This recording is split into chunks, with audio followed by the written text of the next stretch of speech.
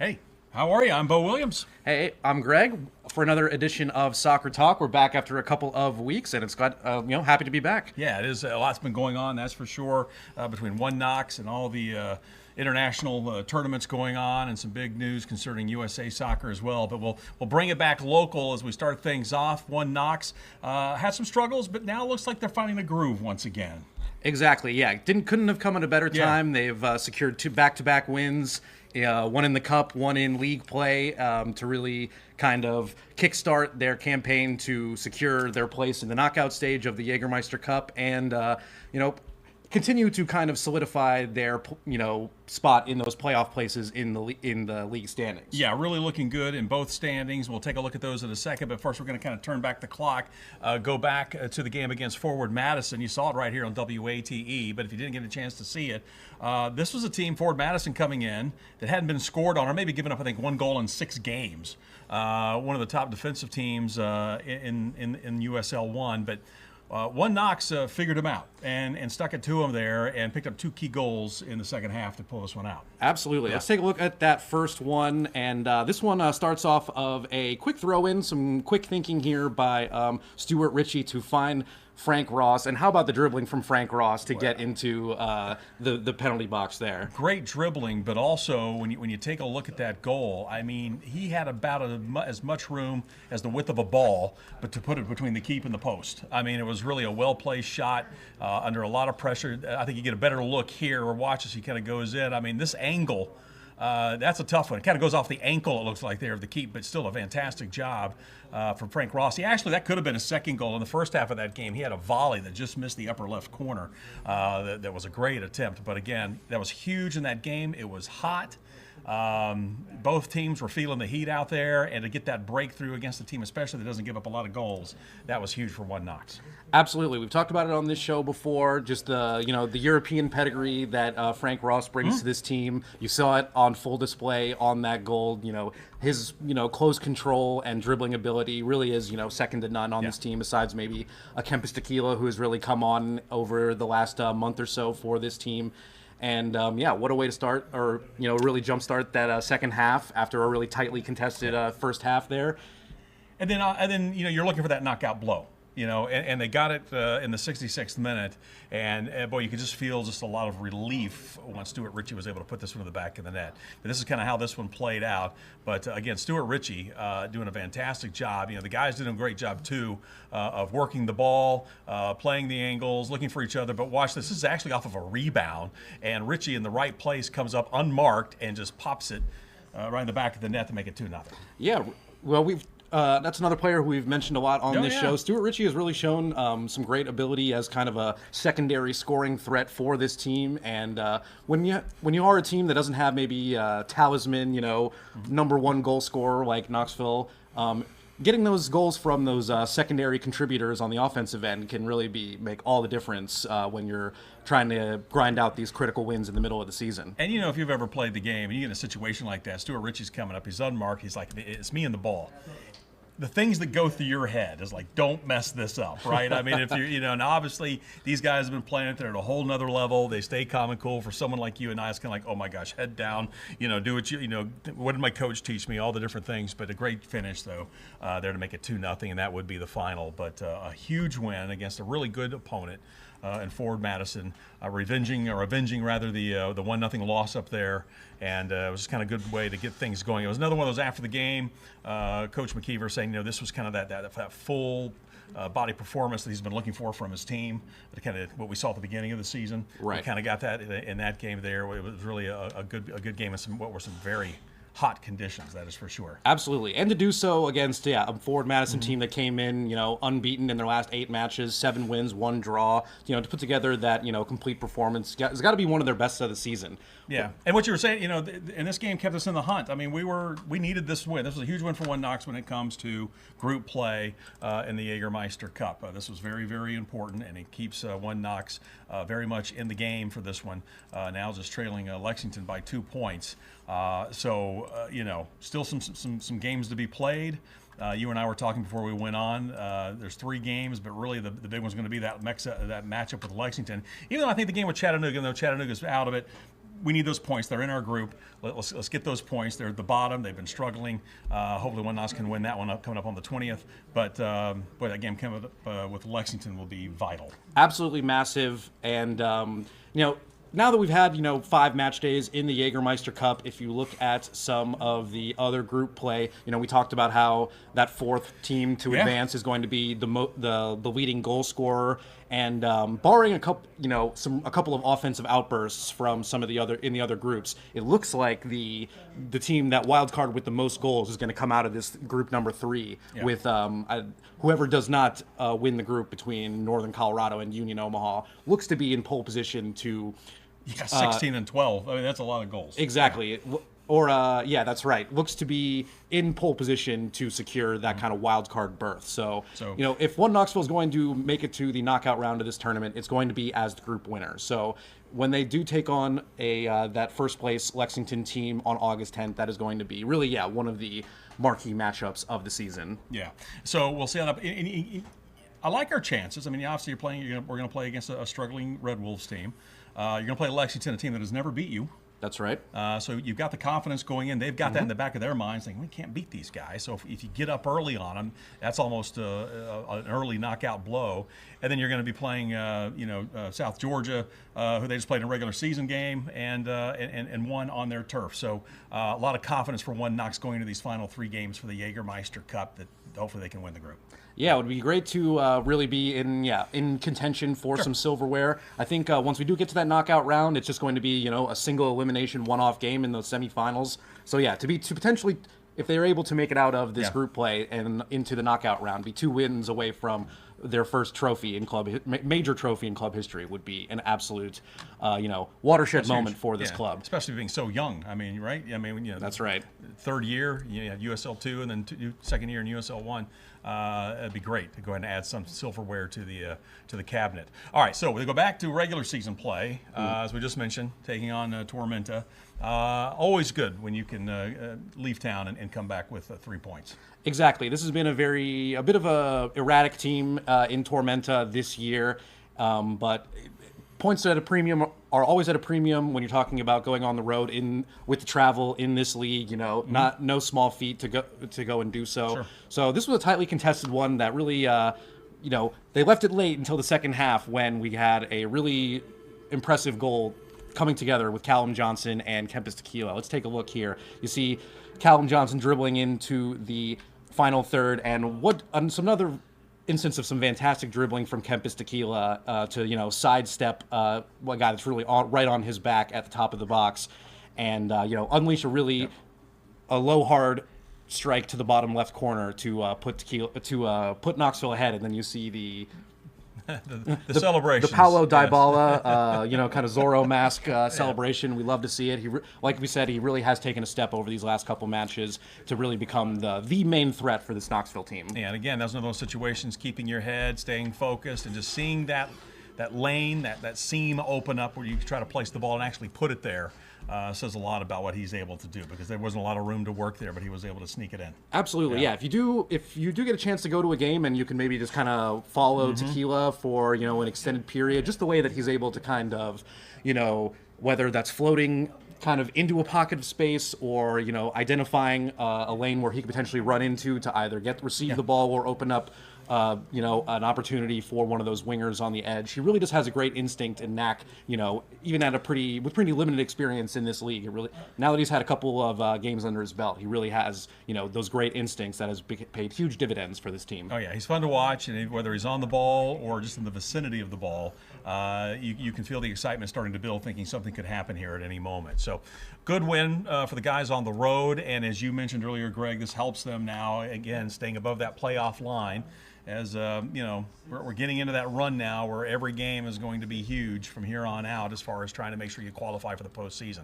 That's right, yes. It really has been a pretty strong start to the domestic season for, in the league campaign for One Knoxville. That was their 10th game.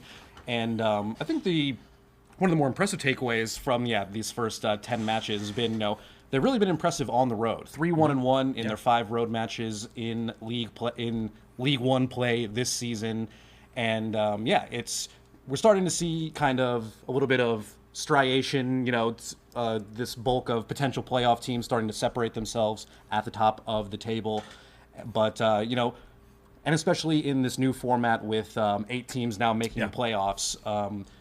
But, right around that playoff line, it still is very competitive. And yet, at this, and a lot of teams, with the Cup, you have a kind of a little bit of an uneven schedule. Some teams have only played, 8 or 9 games. So to really keep their strong start, to continue it in league play and now into this middle part of the season has been huge for them. No, it really has been, and sitting in 5th right now overall. So it's still 4 points above the cut line, if you will. So still in pretty good shape. A lot of games to come, a lot of key games to come, and we can't wait to see just how this one all plays out. I think we had talked about it. UT will start its play here soon, or at least working out, having its season. So take advantage when you can when the guys are at home to go cheer them on and watch them. As now this season and UT women's will start to overlap a little bit over there at Regal. Exactly, and I'm sure Mark McKeever would say that they need to do a better job of taking advantage of those home matches in league play. They've got 2 wins, 3 losses at home, so they've actually done better on the road so far in league play this season. So if they are able to kind of take those strong performances that they've got on the road and replicate those, at Regal Stadium, then you're going to be talking about not only, being a playoff team, but, hosting a playoff game. And I'm a superstitious guy. Keep wearing the white. That's right. Last 2 games in the white. Go with the Sunsphere jerseys, the kits. One thing I wanted to mention, USL Tactics is very an interesting blog from John Morrissey. Some really interesting stuff from both for USL Championship and League One play. He did a recent power rankings for League One, and on Knoxville over the last 3 weeks. Their outfield players, so excluding goalkeepers, have only playing it long, going with a long ball, 11.8% of the time. So it kind of has shown maybe a little bit a shift towards really an emphasis on, maintaining, the pace of play, kind of keeping it at something that they can control on the ground, not getting a little bit too frenetic with back and forth, because we've seen with, with that solid back 3 and a great keeper like Sean Lewis, if they keep it organized and limit those transition moments, this is a really difficult team to break down. And that's a great point. We were making note during the Forward Madison game, myself and Ami, who were in the booth for that game, you could look down and you could see, and if you've played youth soccer, what have you, you probably heard this a million times, the triangles. And you could see it, and they're just playing it around point to point to point to point, then they'll shift it over here, form another triangle, and it's those short passes, that possession, maintaining possession, working it around, trying to get the other team off balance, get the defense shifting back and forth. But there was nothing very, and then they wait for that moment to try to strike, either whether it's a long ball or something just threw on the ground, to someone in the box. But you could see those triangles and those short passes, and it really worked for them. And it's something we kind of saw in the beginning of the season. It looked like maybe they kind of got away from it a little bit, but it looks like the guys have got it back down again. And I understand where those numbers are coming from, because you see that now. If you're sitting up high, looking down and watching, you're like, okay, yeah, I get it. So that's right. I feel like we used to talk so much about the wing backs are so critical for this team. I feel like a lot of times, maybe last season, earlier in parts of this season, you would see those long switches to those wing backs to kind of be the way that they advance into the final third. Now you're starting to see, like you said, more of these triangles, and then those wing backs arriving as like a secondary option. Once they are already in the final third, which is really opens up a lot more options. When it comes or sometimes you can get a defense into some type of comfort zone, right? You're working these short passes like this, and the next time you come down, boom, you got Richie or someone running, someone taking off down the side, and you hit him with that. Maybe you catch him in a little bit of a nap, if you will, the defense. You catch him off guard a little bit. So it's definitely working, what One Knox is doing, that is for sure. So good news for One Knox. Still very much in the playoff hunt. Things looking a lot better than they did maybe a couple weeks ago as far as Jägermeister. And, some good news for some of from the players as well, getting some much-needed recognition. Absolutely, yeah. Great to see 2 One Knox players in the Week 13 Team of the Week here. Kemp's Tequila, like we said, has been really, has come on as a bit of a star for this team. But Callum Johnson in the middle really is just kind of the metronome of this team. Like we said, now that they are really put a greater emphasis on, playing the ball on the ground, being organized, and keeping the pace at a good level, he really is just so critical to that. Yeah, that is for sure. All right, we've got a few minutes left here. Real quick, I want to throw these at you here, Greg. Get your 2 cents. All right, USA Soccer. They need a coach. Indeed. This is some news that a lot of people expected after a really disappointing showing at the Copa America, where they did not advance out of the group. And now they're on the hunt for a new coach. Once again, the last time this happened, they ended up, they did the research and ended up deciding to re-sign Greg Berhalter. But and now they're on the hunt for this critical, 18 months before the World Cup. Yeah, I was going to say, we're hosting, or joint co-hosting, if you will. But yeah, this is going to be a big hire. You want to see the U.S. do something here in this cup. So it'll be interesting to see who they go. Do they stay on this side of the globe? Do they look to Europe? It really is going to be interesting. Matt Crocker, the kind of director or general manager of U.S. Soccer, has said they do want to have someone in place for, before the FIFA September window when they've got a couple of friendlies, one against Canada. I think it's Canada and New Zealand coming up in that window. Two teams that are well, I don't take it away from Canada because Canada had a good Copa. Absolutely. But two teams that you can, bring somebody in. It's not like you're going up against, France, Spain, Germany out of the gate with a new coach, someone that they can kind of work their system and things like that against. So exactly, it'll be ripe for experimentation, but really is going to be interesting to see, what avenue they take. We've heard a lot about, as far as domestic candidates go, Steve Cherundolo, he was, a stalwart for this national team. Now the coach of LAFC, had a lot of good success there. Or do they go the international route? There's a couple of managers with some American backgrounds. Pellegrino Matarazzo has really done some impressive stuff in the German Bundesliga. And, we got the reporting today that the U.S. did reach out to the great Jurgen Klopp, the Liverpool not legend. Going to happen. But apparently he has declined. Yeah. But you got to ask. Yeah, exactly. You gotta can't win the raffle if you don't buy a ticket. So worth a shot. It's going to be interesting to see how people look back on Greg Berhalter's tenure. He took over at a time when we had just not qualified for the 2018 World Cup. He really oversaw kind of changing of the guard into this new, young, exciting group that we see now. And I think it deserves a lot of credit. They won the Three Nations League. One of those was under an interim of B.J. Callahan.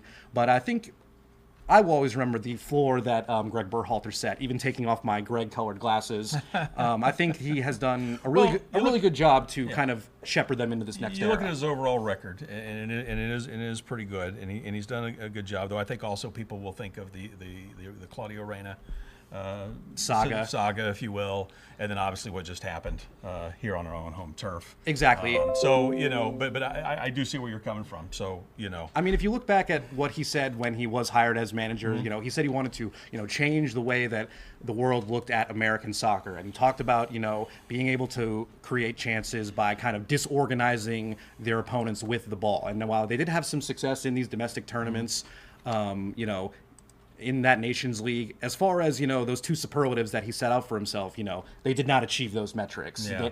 I'm not sure how the rest of the world sees us right now. Exactly. I mean, I think the perception shift in as far as Americans. I know abroad, Americans see it and they're not too happy. Exactly. I mean, yes, Americans have had greater success at the club level in Europe, but that has not been the result of Greg Berhalter. And real quick before we move on to the next topic, they're probably having the same discussions in Mexico. I mean, right. Two of the top teams in CONCACAF, you just can't put on the jersey and qualify for the next round. I mean, you have to start out there and play, and it's a credit to the rest of the countries. They're Canada, as we kind of alluded to a moment ago, they're getting better. It's not the most exciting soccer in the world to watch, but a win's a win.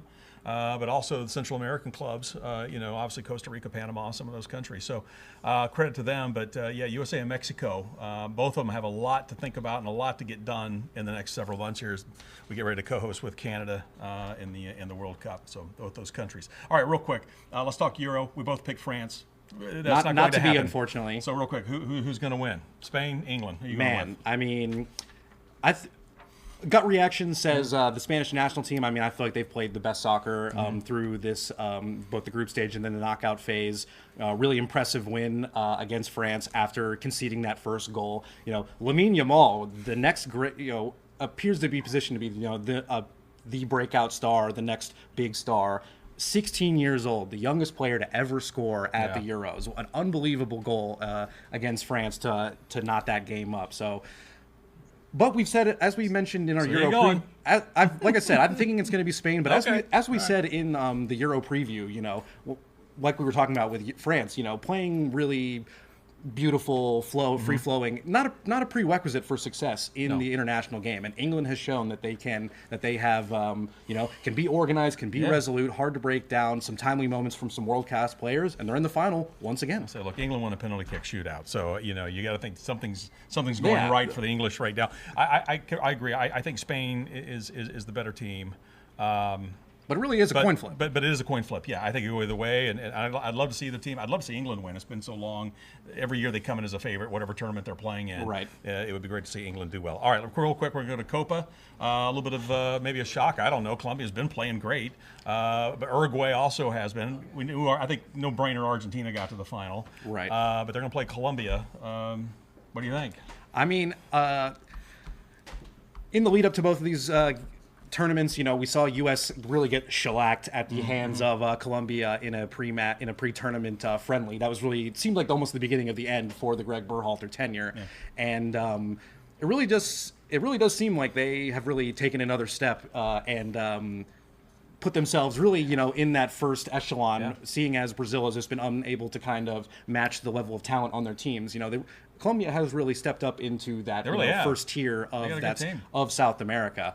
I mean, it's hard to pick against Messi, but I don't know. There's just a lot of options for this Colombian team. Luis Diaz, Liverpool winger, has been really impressive. John Duran, Aston Villa now is getting some transfer links to Chelsea and some other big teams. This is a really impressive Colombia team, and I would not be shocked if they pulled this one off. But in Miami, Argentina, Colombia, this is going to be one of the most absolutely electric atmospheres you have ever seen. Yeah, I think this will be a fun one to watch. I think it's another coin flip.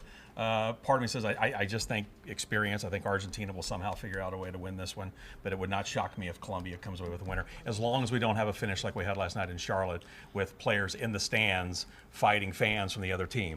As long as we don't get that type of finish, but hopefully we'll have a good game on the field, and regardless of who wins, and everybody's able to walk away, shake hands, and celebrate and get on with the rest of their club seasons. It has been unfortunate that some of the conversation around this tournament has focused on some non-soccer stuff. Some of the fields of play have left a little bit to be desired on some of these big NFL stadiums where they're laying grass over some synthetic turf. Atlanta had some critics early. Right, and then a very sad incident last night. Really seems to be a fault of some poor security organization in that stadium.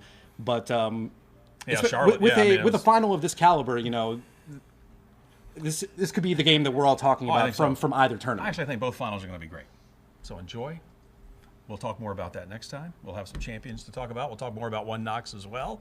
And maybe we'll even throw a little Nashville in there. You never know. We'll talk a little Exactly. Olympic soccer coming up. Olympic soccer coming up as well. We got a lot going on. So are you good? We're all set. All right. Hey, thanks so much for watching Soccer Talk. We'll do it again next week. I'm Bo. That's Greg. We'll see you next time. Yep.